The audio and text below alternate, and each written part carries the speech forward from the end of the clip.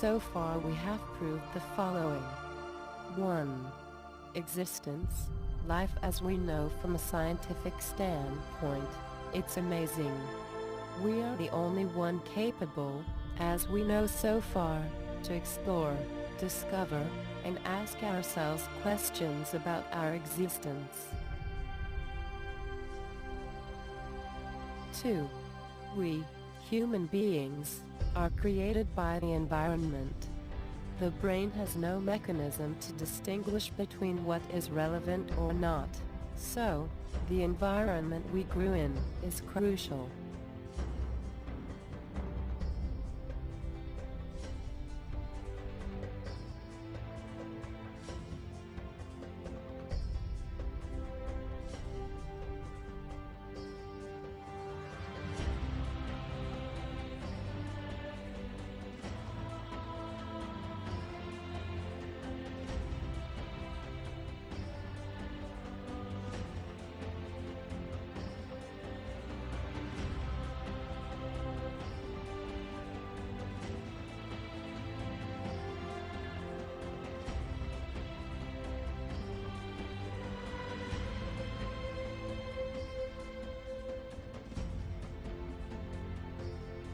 3.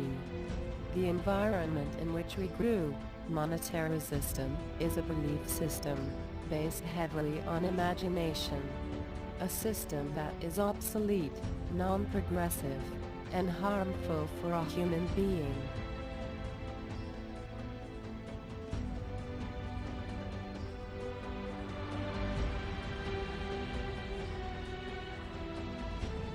4. We found that this environment could change from tomorrow, an efficient, progressive, and extremely well-organized one, the Venus Project.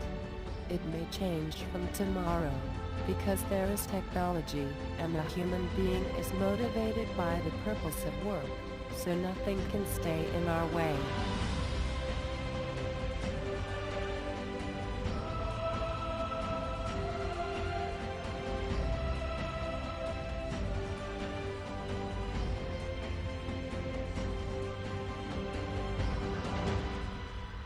And then, if the 4 points are true, why nothing happens?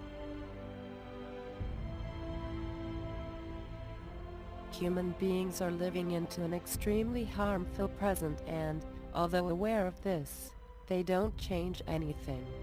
If human beings realize that the present system is harmful for them, and solutions exist, why they do nothing for change?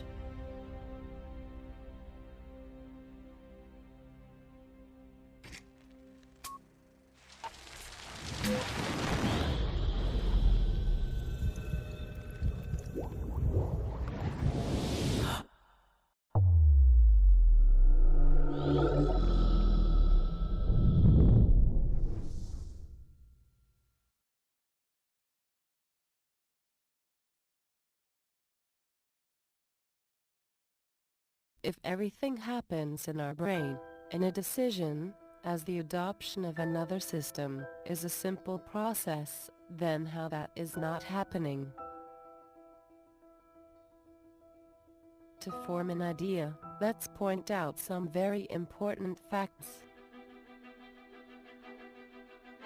1. Lack of information. When you do not know that technology is capable of creating another system, when you do not know how a human being works, what reality is, what existence is, when you are not informed, you cannot find solutions rather than the limited information you were exposed to. If you do not analyze your current status, monetary system, how it works, to get an idea about you and the environment, through your own analysis supported by science, then, you will not be able to understand rather than the limited information you have.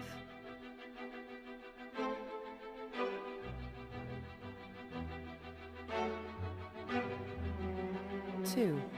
The learning mode of a human being.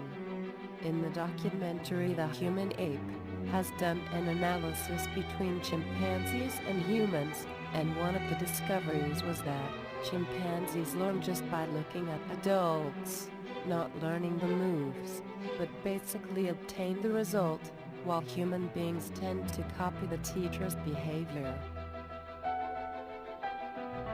Do we have any mental skills which are uniquely our own? A key clue comes from a new experiment. Back at the University of Texas, Victoria Horner shows a chimp how to operate a puzzle box to get a treat. First she taps, then she slots.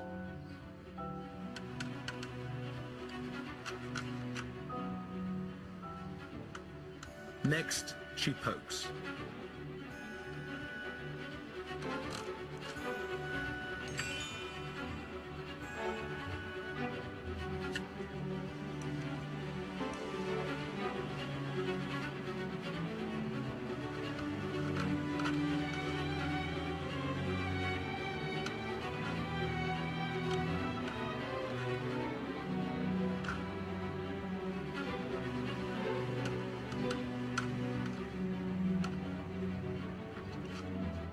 The chimp copies fairly well and gets the sweet.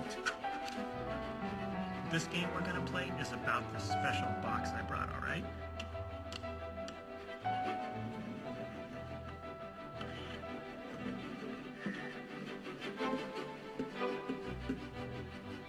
There's a gummy bear. It's your turn.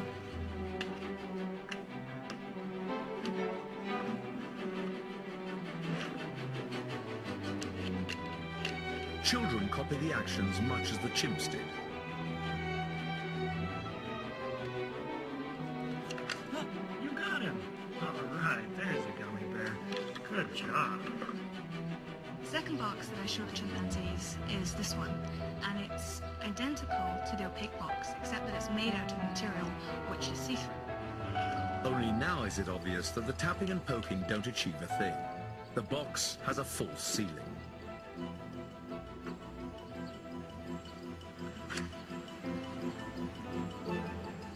The chimps cut to the chase. They skip the needless steps. For the apes, it is all about the treat.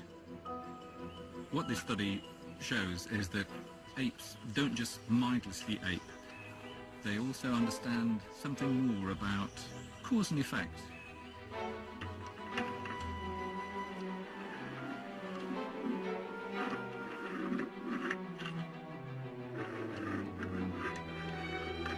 We found something quite surprising. The children were predisposed to copy, even when it meant that they were doing something that was really rather silly. So this seems a little like the chimps are outsmarting the kids in this particular study. There he is. You got him out.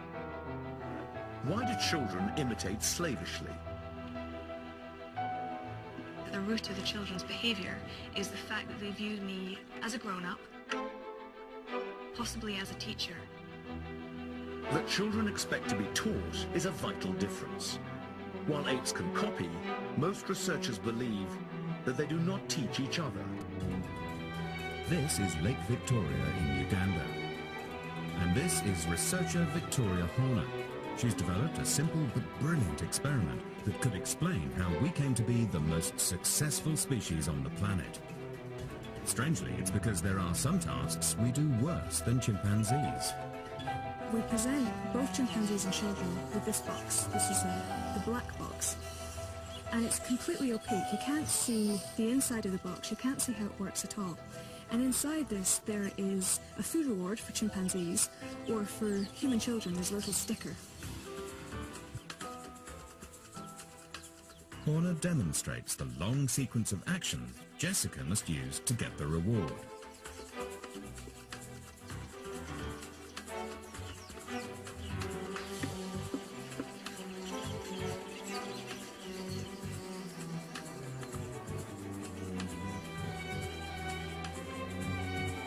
She reloads the box. It's now Jessica's turn to show she's learned what she's seen.